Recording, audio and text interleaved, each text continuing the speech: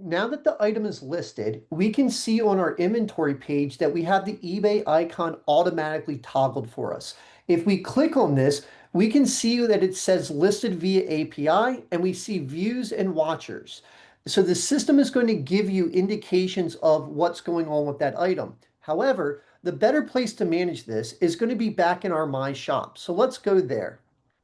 So now over here, I'm on my eBay listings tab. I can see the items that are active, ended, whatever the case is. And we can see the views and the watchers. Now we just listed this item, so we're not going to have any views or watchers just yet. But what you can do is you can sync all listings. So when we click on this, it will actually sync and tell you what's going on the eBay side. So we're going to hit OK there. And it'll also update your views and watches. I've automatically put in another coin so that way we could test it out and take a look at it. The great thing about this area here is I can control everything in my eBay from right here. So for example, what we're going to do is, let's say I want to end this listing. You can obviously do it in eBay and then resync and everything will update, or I can just go here and click end. So we're going to go ahead and click end. And we can see the listing ended successfully. Now, over in our eBay, let's just refresh this.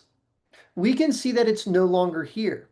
Now, here's the thing about eBay. When an item is ended, it's going to go ahead and put it in your unsold area. So we can see all of these different items in the unsold.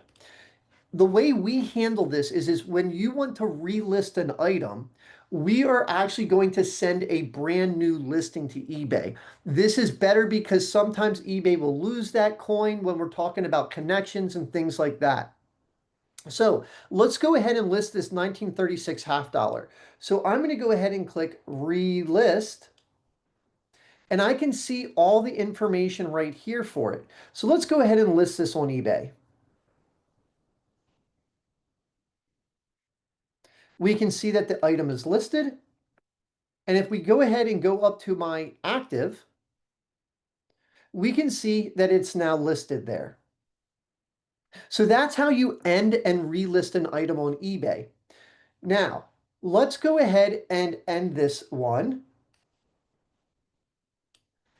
And let's assume that this was actually sold. In order to actually record the sale, the system will tell you that the status was be completed or sold. In this case, you will need to click the sold icon, and we're going to go through that next so you can see how to actually book a sold transaction into your eBay People's account there.